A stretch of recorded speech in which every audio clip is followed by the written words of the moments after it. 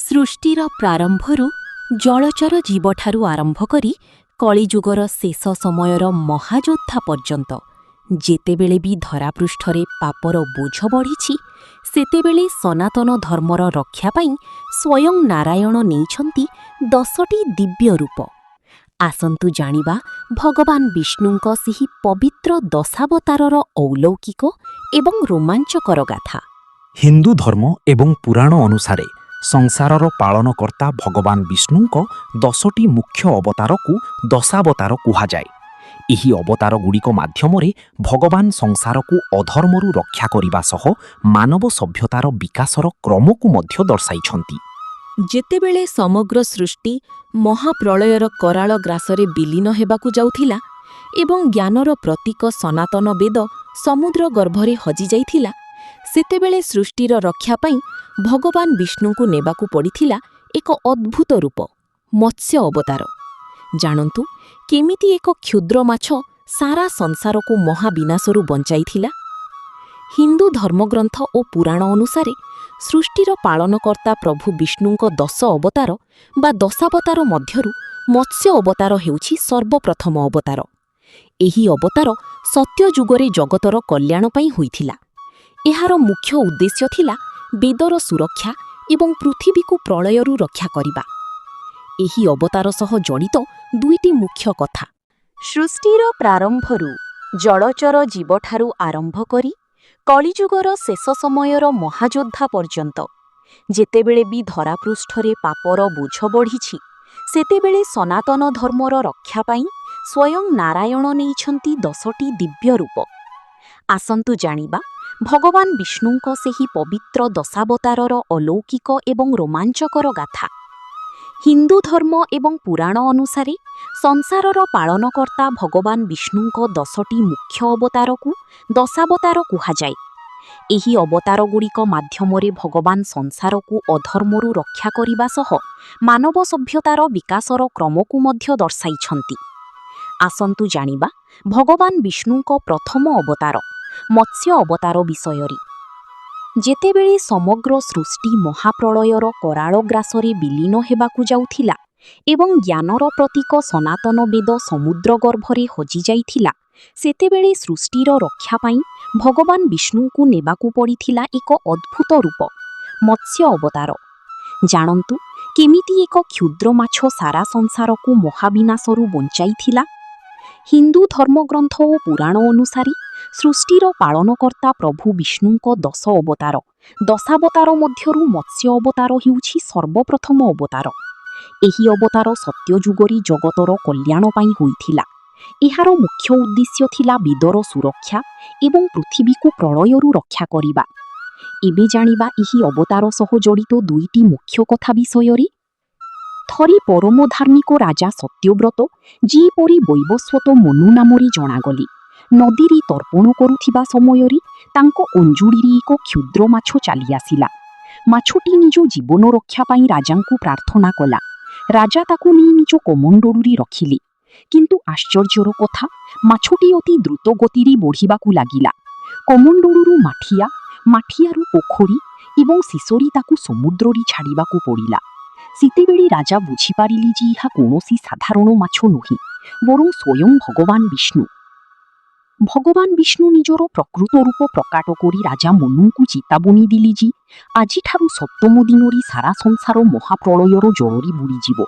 ସେ ମନୁଙ୍କୁ ଏକ ବିଶାଳ ନୌକା ଡଙ୍ଗା ପ୍ରସ୍ତୁତ କରିବାକୁ କହିଲେ ଏବଂ ସେଥିରେ ସପ୍ତଋଷି, ସମସ୍ତ ପ୍ରକାରର ଉଦ୍ଭିଦ, ଗଛଲତା ଏବଂ ଜୀବଜନ୍ତୁଙ୍କ ବିହନ, ଔଷଧି ସଂଗ୍ରହ କରି ରଖିବାକୁ ଆଦେଶ। ଭଗବାନ ବିଷ୍ଣୁ ନିଜର ପ୍ରକୃତ ରୂପ ପ୍ରକଟ କରି ରାଜା ମନୁଙ୍କୁ ଚେତାବନୀ ଦେଲେ ଯେ ଆଜିଠାରୁ 7ମ ଦିନରେ ସାରା ସଂସାର ମହାପ୍ରଳୟର ଜଳରେ ବୁଡ଼ିଯିବ। ସେ ମନୁଙ୍କୁ ଏକ ବିଶାଳ ନୌକା ଡଙ୍ଗା ପ୍ରସ୍ତୁତ କରିବାକୁ କହିଲେ ଏବଂ ସେଥିରେ ସପ୍ତଋଷି, ସମସ୍ତ ପ୍ରକାରର ଉଦ୍ଭିଦ, ଗଛଲତା ଏବଂ ଜୀବଜନ୍ତୁଙ୍କ ବିହନ, ଔଷଧି ସଂଗ୍ରହ କରି ରଖିବାକୁ ଆଦେଶ ଦେଲେ। ଯେତେବେଳେ ପ୍ରଳୟ ଆସିଲା, ଭଗବାନ ମତ୍ସ୍ୟ ରୂପରେ ଆବିର୍ଭାବ ହୋଇ ବାସୁକୀ ନାଗଙ୍କ ସାହାଯ୍ୟରେ ସେହି ନୌକାକୁ ନିଜ ଶିଙ୍ଗରେ ବାନ୍ଧି ପ୍ରଳୟ ଜଳରୁ ରକ୍ଷା କରିଥିଲେ। ସୃଷ୍ଟିକର୍ତ୍ତା ବ୍ରହ୍ମାଙ୍କ ଶୋଇବା ସମୟରେ ହୟଗ୍ରୀବ ବା ଶଙ୍ଖାସୁର ନାମକ ଏକ ଅସୁର ପବିତ୍ର ବେଦକୁ ଚୋରି କରି ସମୁଦ୍ର ଗର୍ଭରେ ଲୁଚାଇ ଦେଇଥିଲା। ବେଦ ନଷ୍ଟ ହେବା ଅର୍ଥ ଜ୍ଞାନର ବିନାଶ ହେବା। ଭଗବାନ ମତ୍ସ୍ୟ ସମୁଦ୍ରର ଗଭୀରତାକୁ ଯାଇ ସେହି ଅସୁରର ବଧ କଲେ ଏବଂ ବେଦକୁ ସୁରକ୍ଷିତ ଉଦ୍ଧାର କରି ପୁନର୍ବାର ବ୍ରହ୍ମାଙ୍କୁ ଅର୍ପଣ କଲେ। ଭଗବାନ ବିଷ୍ଣୁଙ୍କ ଏହି ମତ୍ସ୍ୟ ଅବତାର ଆମକୁ ଶିକ୍ଷା ଦିଏ ଯେ ବିପତ୍ତି ସମୟରେ ଧୈର୍ଯ୍ୟ ନ ହରାଇ ସୃଷ୍ଟିର ଏବଂ ଜ୍ଞାନର ସୁରକ୍ଷା କରିବା ଉଚିତ। ପ୍ରଳୟ ଶେଷ ହେବା ପରେ ଏହି ମତ୍ସ୍ୟ ଅବତାର ଯୋଗୁଁ ହିଁ ପୃଥିବୀରେ ପୁଣି ଥରେ ନୂତନ ସୃଷ୍ଟିର ଆରମ୍ଭ ହୋଇପାରିଥିଲା। ଭକ୍ତଗଣ, ଆସନ୍ତୁ ଜାଣିବା ଭଗବାନ ବିଷ୍ଣୁଙ୍କ ଦ୍ୱିତୀୟ ଅବତାର କୁର୍ମ ଅବତାର କଚ୍ଛପ ବିଷୟରେ। ଯେତେବେଳେ ଦେବତାମାନେ ନିଜର ସମସ୍ତ ଶକ୍ତି ଓ ସମ୍ପତ୍ତି ହରାଇ ବସିଲେ ଏବଂ ସେଗୁଡ଼ିକୁ ପୁଣି ପାଇବା ପାଇଁ ହେଉଥିବା ମହାସମୁଦ୍ର ମନ୍ଥନ ଅଧାରେ ଅଟକିଗଲା, ସେତେବେଳେ ସାରା ବ୍ରହ୍ମାଣ୍ଡକୁ ନିରାଶାରୁ ବଞ୍ଚାଇବା ପାଇଁ ଭଗବାନ ବିଷ୍ଣୁଙ୍କୁ ନେବାକୁ ପଡ଼ିଥିଲା ଏକ ଅଦ୍ଭୁତ ରୂପ କୁର୍ମ ଅବତାର। ଜାଣନ୍ତୁ କେମିତି ଏକ ବିଶାଳ କଚ୍ଛପ ନିଜ ପିଠିରେ ସାରା ବ୍ରହ୍ମାଣ୍ଡର ଭାର ସହି ଅମୃତର ବାଟ ଫିଟାଇଥିଲା। ହିନ୍ଦୁ ପୁରାଣ ଓ ଶାସ୍ତ୍ର ଅନୁସାରେ ଭଗବାନ ବିଷ୍ଣୁଙ୍କ ଦଶାବତାର ମଧ୍ୟରୁ କୁର୍ମ ଅବତାର କଚ୍ଛପ ବା କଇଁଛ ରୂପ ହେଉଛି ଦ୍ୱିତୀୟ ଅବତାର। ଏହି ଅବତାର ସତ୍ୟଯୁଗରେ ସେତେବେଳେ ହୋଇଥିଲା ଯେତେବେଳେ ଦେବତା ଓ ଅସୁରମାନଙ୍କ ମଧ୍ୟରେ ଅମୃତ ପ୍ରାପ୍ତି ପାଇଁ ସମୁଦ୍ର ମନ୍ଥନ ଚାଲିଥିଲା। ଏହି ଅବତାରର ସମ୍ପୂର୍ଣ୍ଣ କାହାଣୀ ବିଷୟରେ ଆସନ୍ତୁ ଜାଣିବା। ଋଷି ଦୁର୍ବାସାଙ୍କ ଅଭିଶାପ ଯୋଗୁଁ ସ୍ୱର୍ଗର ରାଜା ଇନ୍ଦ୍ର ଓ ଅନ୍ୟ ଦେବତାମାନେ ଶ୍ରୀହୀନ, ଶକ୍ତି ଓ ସମ୍ପତ୍ତି ଶୂନ୍ୟ ହୋଇପଡ଼ିଲେ। ଏହାର ସୁଯୋଗ ନେଇ ଅସୁରମାନେ ସ୍ୱର୍ଗଗାଦି ମାଡ଼ି ବସିଲେ। ଦେବତାମାନଙ୍କୁ ପୁଣି ଶକ୍ତିଶାଳୀ କରିବା ପାଇଁ ଭଗବାନ ବିଷ୍ଣୁ ସେମାନଙ୍କୁ ଅସୁରମାନଙ୍କ ସହ ମିଶି କ୍ଷୀର ସମୁଦ୍ର ବା କ୍ଷୀର ସାଗର ମନ୍ଥନ କରିବାକୁ ପରାମର୍ଶ ଦେଲେ, ଯେଉଁଥିରୁ ଅମୃତ ବାହାରିବାର ଥିଲା। ସମୁଦ୍ର ମନ୍ଥନ ପାଇଁ ମନ୍ଦାର ପର୍ବତକୁ ମନ୍ଥନ ଦଣ୍ଡ ବା ରବ ଏବଂ ନାଗରାଜ ବାସୁକୀଙ୍କୁ ରସି କରାଗଲା। କିନ୍ତୁ ସମୁଦ୍ର ମନ୍ଥନ ଆରମ୍ଭ ହେବା ମାତ୍ରରେ କୌଣସି ଆଧାର ନଥିବାରୁ ମନ୍ଦାର ପର୍ବତ ନିଜ ଓଜନ ଯୋଗୁଁ ସମୁଦ୍ରର କାଦୁଅ ଭିତରକୁ ବୁଡ଼ିବାକୁ ଲାଗିଲା। ଏହା ଦେଖି ଦେବତା ଓ ଅସୁର ସମସ୍ତେ ନିରାଶ ହୋଇଗଲେ। ସେହି ସମୟରେ ବିଭ୍ରାଟ ଦୂର କରିବା ପାଇଁ ଭଗବାନ ବିଷ୍ଣୁ 1,00,000 ଯୋଜନ ବିସ୍ତୀର୍ଣ୍ଣ ବିଶାଳ କୁର୍ମ ବା କଚ୍ଛପ ରୂପ ଧାରଣ କରି ସମୁଦ୍ର ଭିତରକୁ ଗଲେ। ଭଗବାନ କୁର୍ମ ସମୁଦ୍ର ଗର୍ଭରେ ରହି ସେହି ବିଶାଳ ମନ୍ଦାର ପର୍ବତକୁ ନିଜ ଶକ୍ତ ପିଠି ଉପରେ ଟେକି ଧରିଲେ। ଭଗବାନଙ୍କ ପିଠି ଏକ ସୁଦୃଢ଼ ଆଧାର ସାଜିବା ପରେ ସମୁଦ୍ର ମନ୍ଥନ ସଫଳତାର ସହ ଆଗକୁ ବଢ଼ିଲା। ମନ୍ଥନରୁ ପ୍ରଥମେ ଭୟଙ୍କର ହଳାହଳ ବିଷା ବାହାରିଲା, ଯାହାକୁ ପ୍ରଭୁ ଶିବ ପାନ କଲେ। ଏହାପରେ ସମୁଦ୍ରରୁ ଦେବୀ ଲକ୍ଷ୍ମୀ, କାମଧେନୁ ଗାଈ, ଐରାବତ ହାତୀ, ଉଚ୍ଚୈଶ୍ରବା ଘୋଡ଼ା, କଳ୍ପବୃକ୍ଷ ଏବଂ ଶେଷରେ ଧନ୍ୱନ୍ତରୀ ଅମୃତ କଳସ ଧରି ପ୍ରକଟ ହେଲେ। ଭଗବାନ ବିଷ୍ଣୁଙ୍କ ଏହି କୁର୍ମ ଅବତାର ଆମକୁ ଶିକ୍ଷା ଦିଏ ଯେ ଯେତେବେଳେ କୌଣସି ବଡ଼ କାର୍ଯ୍ୟ କରାଯାଏ ସେତେବେଳେ ଏକ ଦୃଢ଼ ଆଧାର ବା ଧୈର୍ଯ୍ୟର ଆବଶ୍ୟକତା ଥାଏ। ଭଗବାନ ନିଜେ କଷ୍ଟ ସହି ପିଠିରେ ପର୍ବତର ଭାର ବହନ କରି ସଂସାରକୁ ସୁଖ ଓ ସମୃଦ୍ଧି ପ୍ରଦାନ କରିଥିଲେ। ଭଗବାନ ବରାହ ଏକ ଗର୍ଜନ କରି ସମୁଦ୍ରର ଗଭୀର ଜଳରାଶି ଭିତରକୁ ଲମ୍ଫ ପ୍ରଦାନ କଲେ। ସେ ପାତାଳରେ ପହଞ୍ଚି ନିଜର ଦୀର୍ଘ ଓ ତୀକ୍ଷ୍ଣ ଦନ୍ତ ଅଗ୍ର ସାହାଯ୍ୟରେ ପୃଥିବୀ ମାତାଙ୍କୁ ସୁରକ୍ଷିତ ଭାବେ ଉପରକୁ ଟେକି ଆଣିବାକୁ ଲାଗିଲେ। ଏହି ସମୟରେ ଅସୁର ହିରଣ୍ୟାକ୍ଷ ଭଗବାନଙ୍କୁ ବାଟରେ ଅଟକାଇ ଯୁଦ୍ଧ ପାଇଁ ଆହ୍ୱାନ କଲା। ସମୁଦ୍ର ଗର୍ଭରେ ଭଗବାନ ବରାହ ଏବଂ ଅସୁର ହିରଣ୍ୟାକ୍ଷ ମଧ୍ୟରେ ଏକ ଭୟଙ୍କର ଗଦାଯୁଦ୍ଧ ହେଲା। ଶେଷରେ ପ୍ରଭୁ ନିଜର ସୁଦର୍ଶନ ଚକ୍ର ଓ ଦିବ୍ୟ ଶକ୍ତି ବଳରେ ସେହି ପାପୀ ଅସୁରର ବଧ କଲେ। ପୃଥିବୀର ପୁନଃସ୍ଥାପନା। ହିରଣ୍ୟାକ୍ଷକୁ ନାଶ କରିବା ପରେ ଭଗବାନ ବରାହ ପୃଥିବୀକୁ ସମୁଦ୍ରରୁ ବାହାରକୁ ଆଣି ବ୍ରହ୍ମାଣ୍ଡର ତାର ନିର୍ଦ୍ଧାରିତ କକ୍ଷପଥରେ ଅର୍ବିଟ୍ ସ୍ଥାପନ କଲେ ଏବଂ ତାକୁ ଭାରସାମ୍ୟ ପ୍ରଦାନ କଲେ। ଏହାପରେ ପୃଥିବୀରେ ପୁଣି ଥରେ ଜୀବନ ଓ ସଭ୍ୟତାର ବିକାଶ। ଭଗବାନ ବିଷ୍ଣୁଙ୍କ ଏହି ବରାହ ଅବତାର ଆମକୁ ଶିକ୍ଷା ଦିଏ ଯେ ଯେତେବେଳେ ପ୍ରକୃତି କିମ୍ବା ଆମର ମାତୃଭୂମି ଉପରେ କୌଣସି ସଙ୍କଟ ଆସେ ସେତେବେଳେ ସମସ୍ତ ଶକ୍ତି ଲଗାଇ ତାର ସୁରକ୍ଷା କରିବା ଉଚିତ। ପ୍ରଭୁଙ୍କ ଏହି ରୂପ ସାହସ, ଶକ୍ତି ଏବଂ ରକ୍ଷଣଶୀଳତାର ପରମ ପ୍ରତୀକ ଅଟେ। ଭକ୍ତଗଣ, ଆସନ୍ତୁ ଜାଣିବା ଭଗବାନ ବିଷ୍ଣୁଙ୍କ ଚତୁର୍ଥ ଅବତାର ନରସିଂହ ଅବତାର ବିଷୟରେ।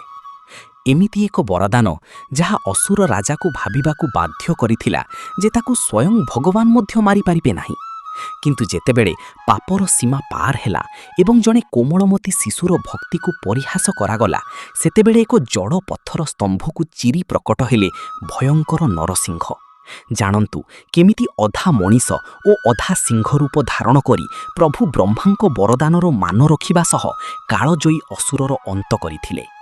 ହିନ୍ଦୁ ପୁରାଣ ଅନୁସାରେ ଭଗବାନ ବିଷ୍ଣୁଙ୍କ ଦଶାବତାର ମଧ୍ୟରୁ ନରସିଂହ ଅବତାର ଅର୍ଥାତ୍ ଅଧା ମନୁଷ୍ୟ ଓ ଅଧା ସିଂହ ରୂପ ହେଉଛି ଚତୁର୍ଥ ଅବତାର। ଏହି ଅବତାର ସତ୍ୟ ଯୁଗରେ ନିଜର ପରମ ଭକ୍ତ ପ୍ରହ୍ଲାଦଙ୍କର ରକ୍ଷା କରିବା ଏବଂ ଅତ୍ୟାଚାରୀ ଅସୁର ରାଜା ହିରଣ୍ୟକଶିପୁର ବଧ ପାଇଁ ହୋଇଥିଲା। ଏହି ରୋମାଞ୍ଚକର ଅବତାରର ସମ୍ପୂର୍ଣ୍ଣ କାହାଣୀ ବିଷୟରେ ଆସନ୍ତୁ ଜାଣିବା। ହିରଣ୍ୟାକ୍ଷର ବଧ ପରେ ତାର ବଡ଼ ଭାଇ ହିରଣ୍ୟକଶିପୁ ଭଗବାନ ବିଷ୍ଣୁଙ୍କ ଉପରେ ପ୍ରତିଶୋଧ ନେବାକୁ ଚାହୁଁଥିଲା। ସେ ବ୍ରହ୍ମାଙ୍କୁ ପ୍ରସନ୍ନ କରି ଏକ ଅଦ୍ଭୁତ ଅମରତ୍ୱ ସଦୃଶ ବରଦାନ ମାଗିନେଲା। ସେହି ବର ଅନୁସାରେ ତାକୁ 1. କୌଣସି ମଣିଷ କିମ୍ବା ପଶୁ ମାରିପାରିବେ ନାହିଁ। 2. ଘର ଭିତରେ କିମ୍ବା ବାହାରେ ତାର ମୃତ୍ୟୁ ହେବ ନାହିଁ। 3.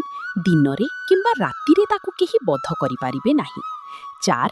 କୌଣସି ଅସ୍ତ୍ର ମାନେ ହାତରୁ ମାରାଯାଉଥିବା କିମ୍ବା ଶସ୍ତ୍ର ଧରିକି ମାରାଯାଉଥିବା ଦ୍ୱାରା ସେ ମରିବ ନାହିଁ। 5. ଆକାଶ, ଭୂମି କିମ୍ବା ପାତାଳରେ ତାର ପ୍ରାଣହାନି ହେବ ନାହିଁ। ଶକ୍ତି ପାଇ ସେ ନିଜକୁ ହିଁ ଭଗବାନ ବୋଲି ଘୋଷଣା କଲା ଏବଂ ସାରା ସଂସାରରେ ବିଷ୍ଣୁ ପୂଜା ବନ୍ଦ କରିଦେଲା।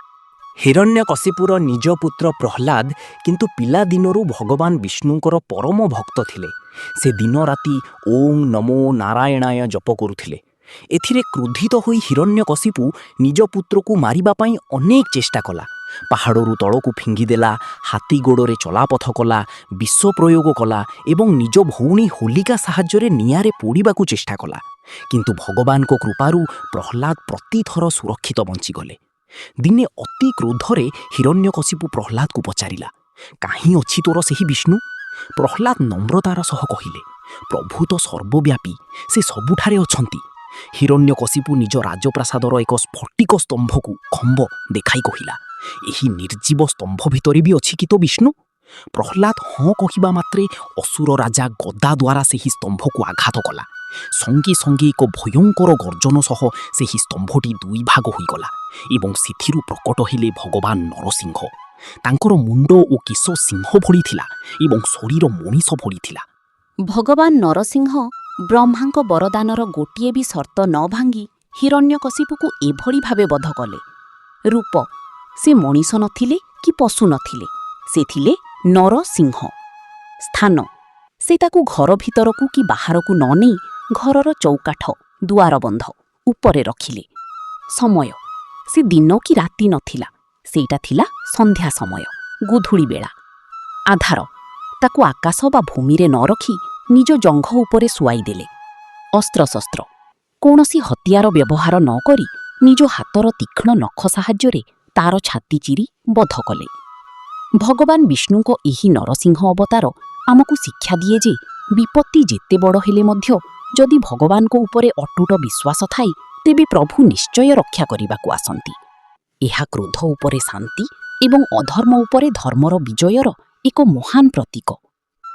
ଭକ୍ତଗଣ, ଆସନ୍ତୁ ଜାଣିବା ଭଗବାନ ବିଷ୍ଣୁଙ୍କ ପଞ୍ଚମ ଅବତାର ବାମନ ଅବତାର ବିଷୟରେ।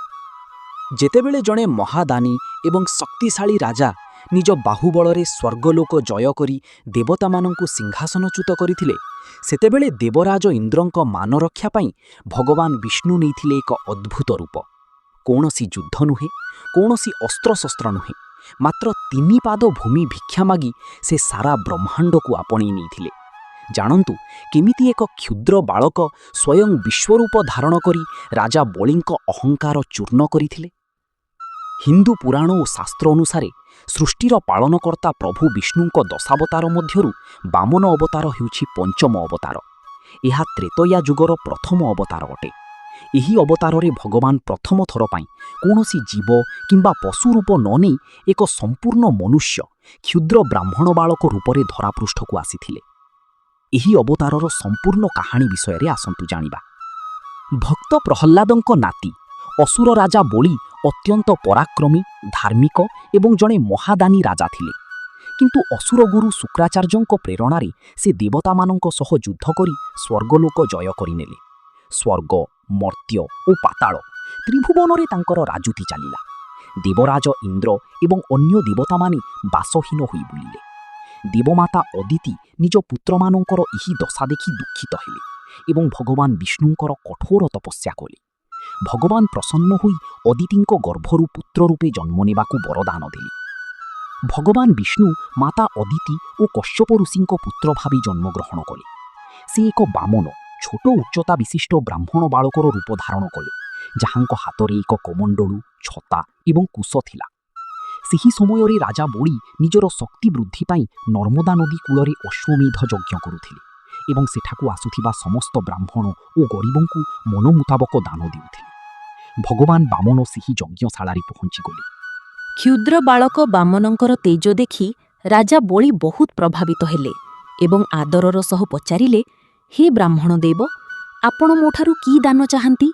ସୁନା, ରୂପା, ରାଜପ୍ରାସାଦ କିମ୍ବା ବିଶାଳ ଭୂମି? ବାମନ ଦେବ ହସି ପ୍ରତି ଉତ୍ତର ଦେଲେ, ମୋତେ ବେଶୀ କିଛି ଦରକାର ନାହିଁ। ମୋର ନିଜ ପାଦରେ ମାତ୍ର 3 ପାଦ ଭୂମି ଦାନ ଦେଇଦିଅ। ରାଜା ବଳି ଏହାକୁ ଏକ ସାଧାରଣ କଥା ଭାବି ହସିଲେ ଏବଂ ଦାନ ଦେବାକୁ ପ୍ରତିଜ୍ଞା କଲେ। ଅସୁର ଗୁରୁ ଶୁକ୍ରାଚାର୍ଯ୍ୟ ବୁଝିପାରିଥିଲେ ଯେ ଏହା ସ୍ୱୟଂ ବିଷ୍ଣୁ, ତେଣୁ ସେ ବଳିଙ୍କୁ ଦାନ ଦେବାକୁ ମନା କରିଥିଲେ, କିନ୍ତୁ ବଳି ନିଜ ସତ୍ୟରୁ ଓହରି ନଥିଲେ। ସଂକଳ୍ପ ସରିବା ମାତ୍ରେ କ୍ଷୁଦ୍ର ବାମନଦେବ ନିଜର ଆକାର ବଢ଼ାଇବାକୁ ଲାଗିଲେ। ସେ ଏକ ବିରାଟ ବିଶ୍ୱରୂପ ତ୍ରିବିକ୍ରମ ଧାରଣ କଲେ। ପ୍ରଥମ ପାଦରେ ସେ ସମଗ୍ର ପୃଥିବୀ ଲୋକକୁ ମାପିଦେଲେ। ଦ୍ୱିତୀୟ ପାଦରେ ସେ ସ୍ୱର୍ଗଲୋକ ଏବଂ ଅନ୍ତରିକ୍ଷକୁ ମାପିଦେଲେ। ଏବେ ତୃତୀୟ ପାଦ ରଖିବା ପାଇଁ ସାରା ବ୍ରହ୍ମାଣ୍ଡରେ ଆଉ କୌଣସି ସ୍ଥାନ ବାକି ରହିଲା ନାହିଁ। ପ୍ରଭୁ ପଚାରିଲେ, ହେ ବଳି, 2 ପାଦରେ ତ ମୁଁ ସବୁ ମାପିଦେଲି, ଏବେ ତୃତୀୟ ପାଦ କେଉଁଠି ରଖିବି? ରାଜା ବଳି ବୁଝିଗଲେ ଯେ ଏହା ସ୍ୱୟଂ ଭଗବାନ। ସେ ନିଜର ସମସ୍ତ ଅହଙ୍କାର ତ୍ୟାଗ କରି ନମ୍ରତାର ସହ ମୁଣ୍ଡ ନୁଆଇଁ କହିଲେ, ପ୍ରଭୁ, ଆପଣ ଆପଣଙ୍କର ତୃତୀୟ ପାଦ ମୋ ମୁଣ୍ଡ ଉପରେ ରଖନ୍ତୁ। ଭଗବାନ ବାମନ ପ୍ରସନ୍ନ ହୋଇ ନିଜ ପାଦ ବଳିଙ୍କ ମୁଣ୍ଡ ଉପରେ ରଖିଲେ ଏବଂ ତାଙ୍କୁ ପାତାଳ ଲୋକକୁ ପଠାଇଦେଲେ। ବଳିଙ୍କର ଏହି ସତ୍ୟନିଷ୍ଠା ଓ ଦାନଶୀଳତା ଦେଖି ପ୍ରଭୁ ତାଙ୍କୁ ପାତାଳର ରାଜା କରିଦେଲେ ଏବଂ ସ୍ୱୟଂ ତାଙ୍କ ପ୍ରାସାଦର ଦ୍ୱାରପାଳ ରକ୍ଷକ ସାଜି ସେଠାରେ ରହିବାକୁ ବରଦାନ ଦେଲେ। ଏହିପରି ଭାବେ ଦେବତାମାନଙ୍କୁ ପୁଣି ସ୍ୱର୍ଗଲୋକ ଫିରି ମିଳିଲା। ଭଗବାନଙ୍କ ଏହି ବାମନ ଅବତାର ଆମକୁ ଶିକ୍ଷା ଦିଏ ଯେ କେବଳ ଧନ କିମ୍ବା କ୍ଷମତା ଥିଲେ ମଣିଷ ମହାନ ହୁଏ ନାହିଁ। ଅହଙ୍କାର ମଣିଷର ପତନର କାରଣ ସାଜି। ସର୍ବସ୍ୱ ଦାନ କରି ମଧ୍ୟ ନିଜକୁ ଭଗବାନଙ୍କ ଚରଣରେ ସମର୍ପଣ କରିବା ହିଁ ପ୍ରକୃତ ଭକ୍ତି। ଭକ୍ତଗଣ, ଆସନ୍ତୁ ଏବେ ଜାଣିବା ଭଗବାନ ବିଷ୍ଣୁଙ୍କ ଷଷ୍ଠ ଅବତାର ପରଶୁରାମ ଅବତାର ବିଷୟରେ। ଯେତେବେଳେ ସଂସାରର ରକ୍ଷକ ସାଜିଥିବା କ୍ଷତ୍ରିୟ ରାଜାମାନେ ନିଜ ଶକ୍ତି ଓ କ୍ଷମତାର ଅନ୍ଧ ଅହଙ୍କାରରେ ଭକ୍ଷକ ସାଜିଗଲେ ଏବଂ ଗରିବ ପ୍ରଜା ଓ ସନ୍ଥମାନଙ୍କ ଉପରେ ଅତ୍ୟାଚାର କଲେ, ସେତେବେଳେ ଜନ୍ମ ନେଇଥିଲା ଏକ ମହାଶକ୍ତିଶାଳୀ ରୂପ। ଜଣେ ବ୍ରାହ୍ମଣର ଶାନ୍ତି ଏବଂ ଜଣେ ଯୋଦ୍ଧାର କ୍ରୋଧକୁ ଏକାଠି କରି ଭଗବାନ ବିଷ୍ଣୁ ନେଇଥିଲେ ପରଶୁରାମ ଅବତାର। ଜାଣନ୍ତୁ କେମିତି ହାତରେ ଏକ ଦିବ୍ୟ କୁଠାର ଧରି ସେ ପୃଥିବୀକୁ 21 ଥର ଅଧର୍ମୀ ରାଜାମାନଙ୍କ କବଳରୁ ମୁକ୍ତ କରିଥିଲେ। ହିନ୍ଦୁ ପୁରାଣ ଅନୁସାରେ ସୃଷ୍ଟିର ପାଳନକର୍ତ୍ତା ପ୍ରଭୁ ବିଷ୍ଣୁଙ୍କ ଦଶାବତାର ମଧ୍ୟରୁ ପରଶୁରାମ ଅବତାର ହେଉଛି ଷଷ୍ଠ ଅବତାର। ସେ ତ୍ରିତୟା ଯୁଗରେ ଭୃଗୁ ବଂଶର ମହର୍ଷି ଯମଦଗ୍ନି ଏବଂ ମାତା ରେଣୁକାଙ୍କ ପୁତ୍ର ଭାବେ ଜନ୍ମଗ୍ରହଣ କରିଥିଲେ। ତାଙ୍କର ପ୍ରକୃତ ନାମ ରାମ ଥିଲା, କିନ୍ତୁ ଭଗବାନ ଶିବଙ୍କଠାରୁ ଦିବ୍ୟ ଅସ୍ତ୍ର ପରଶୁ, କୁଠାର, ଟାଙ୍ଗିଆ ପ୍ରାପ୍ତ କରିବା ପରେ ସେ ପରଶୁରାମ ନାମରେ ପ୍ରସିଦ୍ଧ ହେଲେ। ଏହି ଅବତାର ସହ ଜଡ଼ିତ ମୁଖ୍ୟ କଥାଗୁଡ଼ିକ ବିଷୟରେ ଆସନ୍ତୁ ଜାଣିବା। ପରଶୁରାମ ନିଜ ପିତାଙ୍କ ଆଦେଶକୁ ସର୍ବୋପରି ମାନୁଥିଲେ। ଥରେ ମାତା ରେଣୁକାଙ୍କର ଏକ ଭୁଲ ଯୋଗୁଁ କ୍ରୋଧିତ ହୋଇ ମହର୍ଷି ଯମଦଗ୍ନି ନିଜ ପୁତ୍ରମାନଙ୍କୁ ମାତାଙ୍କ ଶିରଚ୍ଛେଦ କରିବାକୁ କହିଲେ। ଅନ୍ୟ ଭାଇମାନେ ମନା କରିଦେଇଥିବା ବେଳେ ପରଶୁରାମ ପିତାଙ୍କ ଆଦେଶ ପାଳନ କରି ମାତାଙ୍କ ମୁଣ୍ଡ କାଟିଦେଲେ। ଏଥିରେ ପ୍ରସନ୍ନ ହୋଇ ପିତା ଯମଦଗ୍ନି ବର ମାଗିବାକୁ କହିବାରୁ ପରଶୁରାମ ଚତୁରତାର ସହ ନିଜ ମାତାଙ୍କ ଜୀବନ ଦାନ ଏବଂ ସେ ଏହି ଘଟଣା ବିଷୟରେ ସବୁ ଭୁଲି ଯାଆନ୍ତୁ ବୋଲି ବର ମାଗିଲେ। ପିତାଙ୍କ ବରଦାନ ବଳରେ ମାତା ରେଣୁକା ପୁଣି ଜୀବିତ ହୋଇଉଠିଲେ। ସେହି ସମୟରେ ହୈହୟ ବଂଶର ରାଜା କାର୍ତ୍ତବୀର୍ଯ୍ୟ ଅର୍ଜୁନ, ଯାହାଙ୍କର 1000 ହାତ ଥିଲା, ତେଣୁ ତାଙ୍କୁ ସହସ୍ରବାହୁ କୁହାଯାଉଥିଲା, ଅତ୍ୟନ୍ତ ଅହଙ୍କାରୀ ଓ ଅତ୍ୟାଚାରୀ ହୋଇଉଠିଥିଲା। ଥରେ ସେ ମହର୍ଷି ଯମଦଗ୍ନିଙ୍କ ଆଶ୍ରମକୁ ଆସିଥିଲା। ଆଶ୍ରମରେ ଥିବା ଦିବ୍ୟ କାମଧେନୁ ଗାଈର ଚମତ୍କାର ଦେଖି ସେ ତାକୁ ଜବରଦସ୍ତି ନେଇଯିବାକୁ ଚେଷ୍ଟା କଲା। ପରଶୁରାମ ଏହା ଜାଣିବା ପରେ କ୍ରୋଧିତ ହୋଇ ରାଜା ସହସ୍ରବାହୁଙ୍କ ପ୍ରାସାଦ ଉପରେ ଆକ୍ରମଣ କଲେ ଏବଂ ନିଜ କୁଠାର ସାହାଯ୍ୟରେ ତାର 1000 ବାହୁ କାଟି ତାକୁ ବଧ କଲେ। ସହସ୍ର ବାହୁର ମୃତ୍ୟୁର ପ୍ରତିଶୋଧ ନେବା ପାଇଁ ତାର ପୁତ୍ରମାନେ ଲୁଚି ଛପି ଆଶ୍ରମରେ ପଶି ଧ୍ୟାନମଗ୍ନ ଥିବା ମହର୍ଷି ଯମଦଗ୍ନିଙ୍କୁ ହତ୍ୟା କଲେ। ପିତାଙ୍କର ଏଭଳି ନିର୍ମମ ହତ୍ୟା ଦେଖି ପରଶୁରାମଙ୍କ କ୍ରୋଧ ସୀମା ପାର ହୋଇଗଲା। ସେ ପ୍ରତିଜ୍ଞା କଲେ ଯେ ସେ ସାରା ପୃଥିବୀରୁ ଅଧର୍ମୀ, ଅତ୍ୟାଚାରୀ ଏବଂ ଉଦ୍ଧତ କ୍ଷତ୍ରିୟ ରାଜାମାନଙ୍କୁ ସଂହାର କରିବେ। ସେ ନିଜ କୁଠାର ଧରି ପୃଥିବୀ ଭ୍ରମଣ କଲେ ଏବଂ ଏଭଳି 21 ଥର ପୃଥିବୀକୁ ପାପୀ କ୍ଷତ୍ରିୟ ଶୂନ୍ୟ କରି ନ୍ୟାୟର ପ୍ରତିଷ୍ଠା କଲେ। ମନେ ରଖିବା ଉଚିତ ଯେ ସେ ସମସ୍ତ କ୍ଷତ୍ରିୟଙ୍କୁ ନୁହେଁ, କେବଳ ଅଧର୍ମୀ ଶାସକମାନଙ୍କୁ ହିଁ ଦଣ୍ଡ ଦେଇଥିଲେ। ଭଗବାନ ପରଶୁରାମଙ୍କୁ ଚିରଞ୍ଜୀବୀ ବୋଲି କୁହାଯାଏ, ଅର୍ଥାତ୍ ସେ ଅମର ଅଟନ୍ତି। ତ୍ରେତୟା ଯୁଗରେ ଶ୍ରୀରାମଙ୍କ ସହ ଏବଂ ଦ୍ୱାପର ଯୁଗରେ ଶ୍ରୀକୃଷ୍ଣ, ଭୀଷ୍ମ, ଦ୍ରୋଣାଚାର୍ଯ୍ୟ ଓ କର୍ଣ୍ଣଙ୍କ ସହ ମଧ୍ୟ ତାଙ୍କର ସାକ୍ଷାତ ହୋଇଥିଲା। ସେ କର୍ଣ୍ଣ ଏବଂ ଭୀଷ୍ମଙ୍କୁ ଅସ୍ତ୍ରଶସ୍ତ୍ରର ଶିକ୍ଷା ଦେଇଥିଲେ। ପୁରାଣ ଅନୁସାରେ ସେ ଆଜି ବି ମହେନ୍ଦ୍ରଗିରି ପର୍ବତରେ ତପସ୍ୟାରତ ଅଛନ୍ତି ଏବଂ କଳିଯୁଗର ଶେଷରେ ଭଗବାନଙ୍କ ଦଶମ ଅବତାର କଲ୍କିଙ୍କୁ ଅସ୍ତ୍ରଶସ୍ତ୍ରର ଗୁରୁ ଭାବେ ଶିକ୍ଷା ପ୍ରଦାନ କରିବେ। ଭଗବାନ ପରଶୁରାମଙ୍କ ଏହି ଅବତାର ଆମକୁ ଶିକ୍ଷା ଦିଏ ଯେ କ୍ଷମତା ଏବଂ ଶକ୍ତି ଯଦି କାହାକୁ ମିଳେ ତେବେ ତାର ଉଦ୍ଦେଶ୍ୟ ସମାଜର କଲ୍ୟାଣ ହେବା ଉଚିତ, ଶୋଷଣ ନୁହେଁ।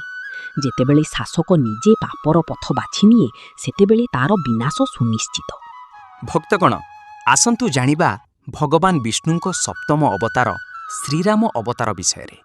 ଜଣେ ରାଜା କେମିତି ହେବା ଉଚିତ? ଜଣେ ପୁତ୍ର, ଜଣେ ସ୍ୱାମୀ କିମ୍ବା ଜଣେ ଭାଇର କର୍ତ୍ତବ୍ୟ କ'ଣ? ଏହି ସମସ୍ତ ପ୍ରଶ୍ନର ଉତ୍ତର ନିଜ ଜୀବନର ପ୍ରତିଟି ପାଦରେ ଜିଇଁକି ଦେଖାଇଥିଲେ ସ୍ୱୟଂ ନାରାୟଣ। ଯେତେବେଳେ ସାରା ସଂସାର ଲଙ୍କା ରାଜା ରାବଣର ଅତ୍ୟାଚାରରେ ଥରହର ହେଉଥିଲା, ସେତେବେଳେ ମାନବ ଜାତିକୁ ଆଦର୍ଶର ପଥ ଦେଖାଇବା ପାଇଁ ପ୍ରଭୁ ନେଇଥିଲେ ଶ୍ରୀରାମ ଅବତାର। ଜାଣନ୍ତୁ କେମିତି ଜଣେ ରାଜକୁମାର ସାଧାରଣ ବନବାସୀ ସାଜି ମଧ୍ୟ ନିଜ ମର୍ଯ୍ୟାଦା ବଳରେ ସାରା ବିଶ୍ୱର ହୃଦୟ ଜିତିଥିଲେ। ହିନ୍ଦୁ ଧର୍ମଗ୍ରନ୍ଥ ଓ ପୁରାଣ ଅନୁସାରେ ସୃଷ୍ଟିର ପାଳନକର୍ତ୍ତା ପ୍ରଭୁ ବିଷ୍ଣୁଙ୍କ ଦଶାବତାର ମଧ୍ୟରୁ ଶ୍ରୀରାମ ଅବତାର ହେଉଛି ସପ୍ତମ ଅବତାର। ସେ ତ୍ରେତୟା ଯୁଗରେ ଅଯୋଧ୍ୟାର ସୂର୍ଯ୍ୟବଂଶୀ ରାଜା ଦଶରଥ ଏବଂ ମାତା କୌଶଲ୍ୟାଙ୍କ ଜ୍ୟେଷ୍ଠ ପୁତ୍ର ଭାବେ ଜନ୍ମଗ୍ରହଣ କରିଥିଲେ। ସେ ସଂସାରରେ ମର୍ଯ୍ୟାଦା ପୁରୁଷୋତ୍ତମ ନାମରେ ପୂଜିତ, କାରଣ ସେ ନିଜ ଜୀବନର ସବୁ ପରିସ୍ଥିତିରେ ନିୟମ, ଧର୍ମ ଓ ମର୍ଯ୍ୟାଦାର ସୀମା କେବେ ହେଲେ ଲଙ୍ଘନ କରିନଥିଲେ। ଏହି ମହାନ ଅବତାରର ମୁଖ୍ୟ ବିଷୟଗୁଡ଼ିକ ବିଷୟରେ ଆସନ୍ତୁ ଜାଣିବା। ଶ୍ରୀରାମ ଅତ୍ୟନ୍ତ ପରାକ୍ରମୀ ଏବଂ ଗୁଣବାନ ଥିଲେ। ସେ ମିଥିଳାର ରାଜକୁମାରୀ ମାତା ସୀତାଙ୍କ ସହ ବିବାହ କରିଥିଲେ। ଯେତେବେଳେ ତାଙ୍କର ରାଜ୍ୟାଭିଷେକ ବା ରାଜା ହେବା ସମୟ ଆସିଲା, ସେତେବେଳେ ତାଙ୍କ ସାବତ ମାତା କୈକେୟୀ ରାଜା ଦଶରଥଙ୍କଠାରୁ 2ଟି ବର ମାଗିଲେ, ଭରତଙ୍କୁ ରାଜଗାଦି ଏବଂ ଶ୍ରୀରାମଙ୍କୁ 14 ବର୍ଷ ପାଇଁ ବନବାସ। ଶ୍ରୀରାମ କୌଣସି ଦୁଃଖ ବା କ୍ରୋଧ ନ ପ୍ରକାଶ କରି ପିତାଙ୍କ ବଚନ ରକ୍ଷା ପାଇଁ ହସି ହସି ରାଜପ୍ରସାଦ ତ୍ୟାଗ କଲେ। ତାଙ୍କ ସହ ପତ୍ନୀ ସୀତା ଏବଂ ସାନ ଭାଇ ଲକ୍ଷ୍ମଣ ମଧ୍ୟ ବନକୁ ଗଲେ। ବନବାସ ସମୟରେ ଲଙ୍କାର ଅହଙ୍କାରୀ ରାକ୍ଷସ ରାଜା ରାବଣ ଛଳନା କରି ମାତା ସୀତାଙ୍କୁ ଅପହରଣ କରି ନିଜ ଦେଶକୁ ନେଇଗଲା। ସୀତାଙ୍କ ସନ୍ଧାନରେ ଶ୍ରୀରାମ ଓ ଲକ୍ଷ୍ମଣ ଜଙ୍ଗଲ ଜଙ୍ଗଲ ବୁଲିଲେ। ଏହି ସମୟରେ ତାଙ୍କର ସାକ୍ଷାତ ପରମ ଭକ୍ତ ହନୁମାନ ଏବଂ ବାନର ରାଜା ସୁଗ୍ରୀବଙ୍କ ସହ ହେଲା। ଶ୍ରୀରାମ କୌଣସି ବଡ଼ ରାଜ୍ୟର ସାହାଯ୍ୟ ନ ନେଇ କେବଳ ଜଙ୍ଗଲର ବାନର ଓ ଭାଲୁମାନଙ୍କୁ ଏକାଠି କରି ଏକ ବିଶାଳ ସେନା ଗଠନ କଲେ। ସମୁଦ୍ର ପାର ହେବା ପାଇଁ ପଥର ଉପରେ ଶ୍ରୀରାମ ଲେଖି ସେମାନେ ଏକ ଦିବ୍ୟ ସେତୁ ରାମ ସେତୁ ନିର୍ମାଣ କଲେ। ଲଙ୍କାରେ ପହଞ୍ଚିବା ପରେ ରାମ ଏବଂ ରାବଣଙ୍କ ମଧ୍ୟରେ ଏକ ମହାଭୟଙ୍କର ଧର୍ମ ଅଧର୍ମର ଯୁଦ୍ଧ ହେଲା। ରାବଣ ମହାଶକ୍ତିଶାଳୀ, ଜ୍ଞାନୀ ଏବଂ ଶିବଭକ୍ତ ଥିଲା, କିନ୍ତୁ ତାର ପାପ ଓ ଅହଙ୍କାର ଯୋଗୁଁ ତାର ପତନ ଅନିବାର୍ଯ୍ୟ ଥିଲା। ଶ୍ରୀରାମ ନିଜର ଦିବ୍ୟ ବାଣ ସାହାଯ୍ୟରେ ରାବଣକୁ ବଧ କଲେ। ଏହି ବିଜୟକୁ ଆମେ ଆଜି ବି ବିଜୟା ଦଶମୀ ବା ଦଶହରା ଭାବେ ପାଳନ କରୁ, ଯାହା ଅଧର୍ମ ଉପରେ ଧର୍ମର ବିଜୟର ପ୍ରତୀକ। 14 ବର୍ଷର ବନବାସ ଶେଷ କରି ଯେତେବେଳେ ପ୍ରଭୁ ଶ୍ରୀରାମ, ମାତା ସୀତା ଓ ଲକ୍ଷ୍ମଣ ଅଯୋଧ୍ୟା ଫେରିଲେ, ସେତେବେଳେ ସାରା ଅଯୋଧ୍ୟାବାସୀ ଘିଅର ଦୀପ ଜଳାଇ ଖୁସି ମନାଇଥିଲେ, ଯାହାକୁ ଆମେ ଦୀପାବଳି ଭାବେ ପାଳନ କରୁ। ଏହାପରେ ଶ୍ରୀରାମ ଅଯୋଧ୍ୟାର ରାଜା ହେଲେ। ତାଙ୍କ ଶାସନ କାଳରେ କୌଣସି ଦୁଃଖ, ଦାରିଦ୍ର୍ୟ, ଅକାଳ ମୃତ୍ୟୁ କିମ୍ବା ରୋଗ ନଥିଲା। ସମସ୍ତେ ସୁଖ ଓ ଶାନ୍ତିରେ ରହୁଥିଲେ। ତେଣୁ ଏକ ଆଦର୍ଶ ଶାସନ ବ୍ୟବସ୍ଥାକୁ ଆଜି ବି ରାମ ରାଜ୍ୟ ବୋଲି କୁହାଯାଏ। ଭଗବାନ ଶ୍ରୀରାମଙ୍କ ଜୀବନ ଆମକୁ ଶିକ୍ଷା ଦିଏ ଯେ ପରିସ୍ଥିତି ଯେତେ କଠିନ ହେଲେ ମଧ୍ୟ ଆମକୁ ନିଜର କର୍ତ୍ତବ୍ୟ, ସତ୍ୟ ଏବଂ ସଂସ୍କାରର ପଥ ଛାଡ଼ିବା ଉଚିତ ନୁହେଁ। ସେ ନିଜେ କଷ୍ଟ ସହି ସମଗ୍ର ମାନବ ସମାଜକୁ ଏକ ଉତ୍ତମ ଜୀବନଶୈଳୀର ଶିକ୍ଷା ଦେଇଯାଇଛନ୍ତି। ଭକ୍ତଗଣ, ଆସନ୍ତୁ ଜାଣିବା ଭଗବାନ ବିଷ୍ଣୁଙ୍କ ଅଷ୍ଟମ ଅବତାର ଶ୍ରୀକୃଷ୍ଣ ଅବତାର ବିଷୟରେ। ସେ କେବଳ ଜଣେ ମାଖନଚୋର କିମ୍ବା ବଂଶୀଧାରୀ ନୁହନ୍ତି, ସେ ହେଉଛନ୍ତି ସାରା ବ୍ରହ୍ମାଣ୍ଡର ମହାନାୟକ। ଯେତେବେଳେ ଦ୍ୱାପର ଯୁଗରେ ପାପର ବୋଝ ସୀମା ପାର ହୋଇଗଲା, ସେତେବେଳେ କଂସର କାରାଗାରରୁ ଜନ୍ମ ନେଇଥିଲା ଏକ ଦିବ୍ୟ ଆଲୋକ, ଶ୍ରୀକୃଷ୍ଣ ଅବତାର। ଜାଣନ୍ତୁ କେମିତି ପ୍ରେମ, ରାଜନୀତି, ଜ୍ଞାନ ଏବଂ ସମର୍ପଣର ଏହି ପୂର୍ଣ୍ଣ ଅବତାର କୁରୁକ୍ଷେତ୍ର ମଇଦାନରେ ମାନବ ଜାତିକୁ ସବୁଠାରୁ ବଡ଼ ଜୀବନ ଦର୍ଶନ ଭଗବଦ୍ ଗୀତା ଦେଇଥିଲେ। ହିନ୍ଦୁ ଧର୍ମଗ୍ରନ୍ଥ ଓ ପୁରାଣ ଅନୁସାରେ ସୃଷ୍ଟିର ପାଳନକର୍ତ୍ତା ପ୍ରଭୁ ବିଷ୍ଣୁଙ୍କ ଦଶାବତାର ମଧ୍ୟରୁ ଶ୍ରୀକୃଷ୍ଣ ଅବତାର ହେଉଛି ଅଷ୍ଟମ ଅବତାର। ସେ ଦ୍ୱାପର ଯୁଗରେ ମଥୁରାର ରାଜା କଂସର କାରାଗାରରେ ପିତା ବସୁଦେବ ଏବଂ ମାତା ଦେବକୀଙ୍କ ଅଷ୍ଟମ ସନ୍ତାନ ଭାବେ ଜନ୍ମଗ୍ରହଣ କରିଥିଲେ। ତାଙ୍କୁ ଭଗବାନ ବିଷ୍ଣୁଙ୍କର ପୂର୍ଣ୍ଣ ଅବତାର କୁହାଯାଏ, କାରଣ ତାଙ୍କ ଚରିତ୍ରରେ ମନୁଷ୍ୟ ଜୀବନର ସମସ୍ତ ରଙ୍ଗ, ମଧୁରତା, କୌତୁକ, ପ୍ରେମ, ଗାମ୍ଭୀରତା ଓ ସର୍ବଶ୍ରେଷ୍ଠ ଜ୍ଞାନ ଦେଖିବାକୁ ମିଳେ। ଏହି ମହାନ ଅବତାରର ମୁଖ୍ୟ ଲୀଳାଗୁଡ଼ିକ ବିଷୟରେ ଆସନ୍ତୁ ଜାଣିବା। କଂସ ହାତରୁ ବଞ୍ଚାଇବା ପାଇଁ ବସୁଦେବ ଜନ୍ମ ରାତିରେ ହିଁ ଶ୍ରୀକୃଷ୍ଣଙ୍କୁ ଗୋକୁଳରେ ନନ୍ଦରାଜା ଏବଂ ମାତା ଯଶୋଦାଙ୍କ ଘରେ ଛାଡ଼ି ଆସିଥିଲେ। ବୃନ୍ଦାବନ ଓ ଗୋକୁଳରେ ସେ ଗୋପାଳମାନଙ୍କ ସହ ଗାଈ ଚରାଇବା, ନଟଖଟ ଭାବେ ଲହୁଣୀ, ମାଖନ ଚୋରି କରିବା ଏବଂ ମଧୁର ବଂଶୀ ବଜାଇ ସମସ୍ତଙ୍କ ମନ ମୋହି ନେଇଥିଲେ। ପୂତନା, ଶକଟାସୁର, କାଳିଅନାଗ ଏବଂ ଗୋବର୍ଦ୍ଧନ ପର୍ବତକୁ ନିଜ କାଣି ଆଙ୍ଗୁଠିରେ ଟେକି ସେ ପିଲାଦିନରୁ ହିଁ ନିଜର ଦିବ୍ୟ ଶକ୍ତିର ପରିଚୟ ଦେଇଥିଲେ।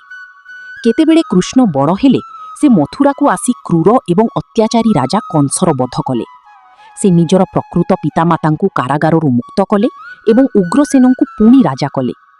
ପରବର୍ତ୍ତୀ ସମୟରେ ଜରାସନ୍ଧର ବାରମ୍ବାର ଆକ୍ରମଣରୁ ପ୍ରଜାମାନଙ୍କୁ ରକ୍ଷା କରିବା ପାଇଁ ସେ ସମୁଦ୍ର ମଧ୍ୟରେ ଏକ ସୁନ୍ଦର ନଗରୀ ଦ୍ୱାରକା ନିର୍ମାଣ କଲେ ଏବଂ ସେଠାକାର ରାଜା ଦ୍ୱାରକାଧୀଶ ହେଲେ। ଶ୍ରୀକୃଷ୍ଣଙ୍କ ଜୀବନର ସବୁଠାରୁ ବଡ଼ ଲୀଳା ମହାଭାରତ ଯୁଦ୍ଧ ସହ ଜଡ଼ିତ। ସେ ନ୍ୟାୟ ଓ ସତ୍ୟ ପାଇଁ ପାଣ୍ଡବମାନଙ୍କ ପକ୍ଷ ନେଇଥିଲେ। ଯୁଦ୍ଧରେ ସେ ନିଜେ କୌଣସି ଅସ୍ତ୍ର ଧାରଣ କରିନଥିଲେ, ବରଂ ନିଜ ପରମ ମିତ୍ର ଓ ଭକ୍ତ ଅର୍ଜୁନଙ୍କ ରଥର ସାରଥୀ ସାଜିଥିଲେ। ନିଜର ଚତୁର କୂଟନୀତି ବଳରେ ସେ ଅଧର୍ମୀ କୌରବ ସେନାର ପରାଜୟ ଏବଂ ପାଣ୍ଡବମାନଙ୍କ ବିଜୟ ସୁନିଶ୍ଚିତ କରିଥିଲେ। କୁରୁକ୍ଷେତ୍ର ଯୁଦ୍ଧର ପ୍ରାରମ୍ଭରେ ନିଜର ଆତ୍ମୀୟ ସ୍ୱଜନମାନଙ୍କୁ ଶତ୍ରୁ ରୂପେ ସାମ୍ନାରେ ଦେଖି ଅର୍ଜୁନ ମୋହଗ୍ରସ୍ତ ଓ ଦୁଃଖିତ ହୋଇ ଯୁଦ୍ଧ କରିବାକୁ ମନା କରିଦେଇଥିଲେ। ସେହି ସମୟରେ ଭଗବାନ ଶ୍ରୀକୃଷ୍ଣ ଅର୍ଜୁନଙ୍କୁ ନିମିତ୍ତ କରି ସମଗ୍ର ମାନବ ଜାତିକୁ ଭଗବଦ୍ ଗୀତାର ଜ୍ଞାନ ଦେଇଥିଲେ। ସେ କର୍ମଯୋଗ, ଭକ୍ତିଯୋଗ ଏବଂ ଜ୍ଞାନଯୋଗର ଶିକ୍ଷା ଦେବା ସହ ନିଜର ବିରାଟ ବିଶ୍ୱରୂପ ଦର୍ଶନ କରାଇଥିଲେ, ଯାହା ଆଜି ବି ସଂସାରର ସବୁଠାରୁ ବଡ଼ ପଥ ପ୍ରଦର୍ଶକ ଅଟେ। ଭଗବାନ ଶ୍ରୀକୃଷ୍ଣଙ୍କ ଜୀବନ ଆମକୁ ଶିକ୍ଷା ଦିଏ ଯେ ଜୀବନକୁ ଏକ ସଂଗ୍ରାମ ନୁହେଁ, ବରଂ ଏକ ଉତ୍ସବ, ଲୀଳା ଭାବି ଜୀଇବା ଉଚିତ। ସେ ଆମକୁ ଶିଖାଇଛନ୍ତି ଯେ ଫଳର ଆଶା ନ ରଖି କେବଳ ନିଜର କର୍ମ କରିଚାଲିବା ହିଁ ମନୁଷ୍ୟର ପ୍ରକୃତ ଧର୍ମ ଅଟେ। ଭକ୍ତଗଣ, ଏବେ ଆସନ୍ତୁ ଜାଣିବା ଭଗବାନ ବିଷ୍ଣୁଙ୍କର ନବମ ଅବତାର ବୁଦ୍ଧ ଅବତାର ବିଷୟରେ। ସାରା ସଂସାର ଯେତେବେଳେ ଭୋଗ ବିଳାସ, ପଶୁ ବଳି, ହିଂସା ଏବଂ ଜାତିପ୍ରଥାର ଅନ୍ଧକାର ଭିତରେ ବୁଡ଼ି ରହିଥିଲା, ସେତେବେଳେ ଜଣେ ମହାନ ରାଜକୁମାର ନିଜର ସମସ୍ତ ସୁଖ, ସ୍ତ୍ରୀ, ପୁତ୍ର ଓ ରାଜପ୍ରାସାଦକୁ ଏକା ଝଟକାରେ ତ୍ୟାଗ କରିଦେଲେ। ଅସ୍ତ୍ରଶସ୍ତ୍ର କିମ୍ବା ଯୁଦ୍ଧ ନୁହେଁ, ବରଂ କେବଳ ଦୟା, କରୁଣା ଏବଂ ପରମ ଜ୍ଞାନ ବଳରେ ସେ ସାରା ବିଶ୍ୱକୁ ଜୟ କରିଥିଲେ। ଜାଣନ୍ତୁ ଭଗବାନ ବିଷ୍ଣୁଙ୍କର ସେହି ପବିତ୍ର ବୁଦ୍ଧ ଅବତାରଙ୍କ କାହାଣୀ, ଯିଏ ମାନବ ଜାତିକୁ ମନର ଶାନ୍ତିର ଅସଲ ବାଟ ଦେଖାଇଥିଲେ।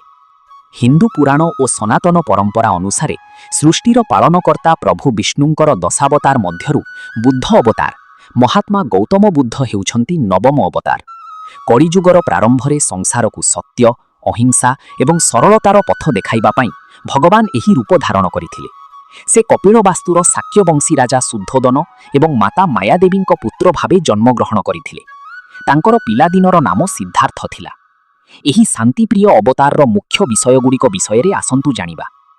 ରାଜକୁମାର ସିଦ୍ଧାର୍ଥ ସମସ୍ତ ପ୍ରକାର ରାଜକୀୟ ସୁଖ ଅତିବାହିତ କରୁଥିଲେ, କିନ୍ତୁ ଦିନେ ନଗର ଭ୍ରମଣ ସମୟରେ ସେ ଚାରୋଟି ଦୃଶ୍ୟ ଦେଖିଲେ। ଏକ ଜଣେ ବୃଦ୍ଧ ବ୍ୟକ୍ତି, ଏକ ରୋଗୀ, ଏକ ମୃତଦେହ ଏବଂ ଶେଷରେ ଏକ ଶାନ୍ତ ସନ୍ନ୍ୟାସୀ। ଏହି ଦୃଶ୍ୟଗୁଡ଼ିକ ତାଙ୍କ ମନକୁ ଗଭୀର ଆନ୍ଦୋଳିତ କଲା। ସେ ବୁଝିପାରିଲେ ଯେ ସଂସାରର ସବୁ ସୁଖ କ୍ଷଣସ୍ଥାୟୀ ଏବଂ ସଂସାର ଦୁଃଖରେ ଭରପୁର। ମାତ୍ର 29 ବର୍ଷ ବୟସରେ ସେ ନିଜର ପତ୍ନୀ ଯଶୋଧରା ଓ ପୁତ୍ର ରାହୁଲଙ୍କୁ ଶୋଇଥିବା ଅବସ୍ଥାରେ ଛାଡ଼ି ସତ୍ୟ ଓ ଜ୍ଞାନର ସନ୍ଧାନରେ ରାତି ଅଧରେ ପ୍ରାସାଦ ତ୍ୟାଗ କଲେ। ସିଦ୍ଧାର୍ଥ ଅନେକ ବର୍ଷ ଧରି ଜଙ୍ଗଲରେ କଠୋର ତପସ୍ୟା ଏବଂ ସାଧନା କଲେ। ଶେଷରେ ବିହାରର ଗୟାଠାରେ ଏକ ବୋଧିବୃକ୍ଷ ପିପଳ ଗଛ ମୂଳରେ ଗଭୀର ଧ୍ୟାନରେ ବସିଥିବା ସମୟରେ ତାଙ୍କୁ ପରମ ଜ୍ଞାନ ବା ବୁଦ୍ଧି ପ୍ରାପ୍ତ ହେଲା। ସେହିଦିନଠାରୁ ସେ ଗୌତମ ବୁଦ୍ଧ, ଜ୍ଞାନୋଦୟ ହୋଇଥିବା ବ୍ୟକ୍ତି ନାମରେ ଜଗତରେ ପ୍ରସିଦ୍ଧ ହେଲେ। ସେ ନିଜର ପ୍ରଥମ ଉପଦେଶ ସାରନାଥଠାରେ ନିଜର 5 ଜଣ ଶିଷ୍ୟଙ୍କୁ ଦେଇଥିଲେ, ଯାହାକୁ ଧର୍ମଚକ୍ର ପ୍ରବର୍ତ୍ତନ କୁହାଯାଏ। ସେହି ସମୟରେ ଧର୍ମ ନାମରେ ପଶୁମାନଙ୍କୁ ବଳି ଦିଆଯାଉଥିଲା ଏବଂ ଜାତିପ୍ରଥା ଯୋଗୁଁ ସମାଜରେ ବହୁତ ଭେଦଭାବ ଥିଲା। ଭଗବାନ ବୁଦ୍ଧ ଏହିସବୁ କୁସଂସ୍କାର ବିରୋଧରେ ପ୍ରଚାର କଲେ। ସେ ଶିଖାଇଲେ ଯେ ସବୁ ଜୀବ ସମାନ ଏବଂ କୌଣସି ନିରୀହ ପ୍ରାଣୀର ହତ୍ୟା କରିବା ପାପ ଅଟେ। ତାଙ୍କର ସରଳ ଏବଂ ସହଜ ଉପଦେଶ ଯୋଗୁଁ ଅଙ୍ଗୁଳିମାଳ ଭଳି ଭୟଙ୍କର ଡାକୁ ମଧ୍ୟ ନିଜର ଅସ୍ତ୍ର ତ୍ୟାଗ କରି ତାଙ୍କର ଶିଷ୍ୟ ସାଜିଥିଲା। ଭଗବାନ ବୁଦ୍ଧ ସଂସାରକୁ 4ଟି ଆର୍ଯ୍ୟ ସତ୍ୟ ଏବଂ ଦୁଃଖରୁ ମୁକ୍ତି ପାଇଁ ଅଷ୍ଟାଙ୍ଗିକ ମାର୍ଗ, 8ଟି ସତ୍ପଥ, ଯେପରିକି ସତ୍ ଦୃଷ୍ଟି, ସତ୍ ସଂକଳ୍ପ, ସତ୍ ବାକ୍ୟ, ସତ୍ କର୍ମ ଇତ୍ୟାଦିର ଶିକ୍ଷା ଦେଇଥିଲେ। ସେ ଅତି କଠୋର ସାଧନା କିମ୍ବା ଅତି ଭୋଗବିଳାସ 2ଟି ଯାକକୁ ବର୍ଜନ କରି ମଧ୍ୟମ ମାର୍ଗ, ମିଡିଲ୍ ପାଥ୍ ଆପଣାଇବାକୁ କହିଥିଲେ। ଭଗବାନ ବୁଦ୍ଧଙ୍କ ଏହି ଅବତାର ଆମକୁ ଶିକ୍ଷା ଦିଏ ଯେ ପ୍ରକୃତ ସୁଖ ବାହାରରେ ଧନ ସମ୍ପତ୍ତିରେ ନଥାଏ, ବରଂ ମନର ଶୁଦ୍ଧତା ଏବଂ ସନ୍ତୋଷରେ ଥାଏ। ଅନ୍ୟ ପ୍ରତି ଦୟା ଓ ପ୍ରେମଭାବ ରଖିବା ହିଁ ସବୁଠାରୁ ବଡ଼ ପୂଜା ଅଟେ। ଭକ୍ତଗଣ, ଆସନ୍ତୁ ଜାଣିବା ଭଗବାନ ବିଷ୍ଣୁଙ୍କ 10ମ ଅବତାର କଳ୍କି ଅବତାର ବିଷୟରେ। ଯେତେବେଳେ କଳିଯୁଗର ପାପ ଏହାର ଚରମ ସୀମାରେ ପହଞ୍ଚିବ, ଯେତେବେଳେ ମଣିଷ ମଣିଷର ରକ୍ତର ସୁଶୀଲା ସାଜିବ ଏବଂ ଧରାପୃଷ୍ଠରୁ ଧର୍ମ ଓ ସତ୍ୟର ନାମ ନିଶାନ ମିଟିଯିବ, ସେହି ଘୋର ଅନ୍ଧକାରକୁ ଚିରି ପ୍ରକଟ ହେବେ ଏକ ମହାଯୋଦ୍ଧା। ହାତରେ ଚମକୁଥିବା ଦିବ୍ୟ ଖଣ୍ଡା ଏବଂ ଏକ ଦ୍ରୁତଗାମୀ ଧଳା ଘୋଡ଼ା ଉପରେ ସୱାର ହୋଇ ଆସୁଛନ୍ତି ଭଗବାନ ବିଷ୍ଣୁଙ୍କ ଶେଷ ଅବତାର କଳ୍କି। ଜାଣନ୍ତୁ କେମିତି ସେ ଅଧର୍ମର ସାମ୍ରାଜ୍ୟକୁ ଧ୍ୱଂସ କରି ପୁଣି ଥରେ ପୃଥିବୀରେ ସୁବର୍ଣ୍ଣ ଯୁଗର ଆରମ୍ଭ କରିବେ। ହିନ୍ଦୁ ପୁରାଣ, ବିଶେଷ କରି କଳ୍କି ପୁରାଣ ଓ ଶ୍ରୀମଦ୍ ଭାଗବତ ଅନୁସାରେ ସୃଷ୍ଟିର ପାଳନକର୍ତ୍ତା ପ୍ରଭୁ ବିଷ୍ଣୁଙ୍କ 10 ମଧ୍ୟରୁ କଳ୍କି ଅବତାର ହେଉଛି 10ମ ତଥା ସର୍ବଶେଷ ଅବତାର। ଏହା ଭଗବାନଙ୍କର ଏକମାତ୍ର ଅବତାର ଯାହା ଏ ପର୍ଯ୍ୟନ୍ତ ହୋଇନାହିଁ, ବରଂ ଭବିଷ୍ୟତରେ କଳିଯୁଗର ଶେଷ ସମୟରେ ହେବ ବୋଲି ଶାସ୍ତ୍ରରେ ଭବିଷ୍ୟବାଣୀ କରାଯାଇଛି। ଏହି ରହସ୍ୟମୟ ଓ ଶକ୍ତିଶାଳୀ ଅବତାର ବିଷୟରେ ପୁରାଣରେ ନିମ୍ନଲିଖିତ ବର୍ଣ୍ଣନା ରହିଛି। ଆସନ୍ତୁ ସେଗୁଡ଼ିକ ବିଷୟରେ ଜାଣିବା।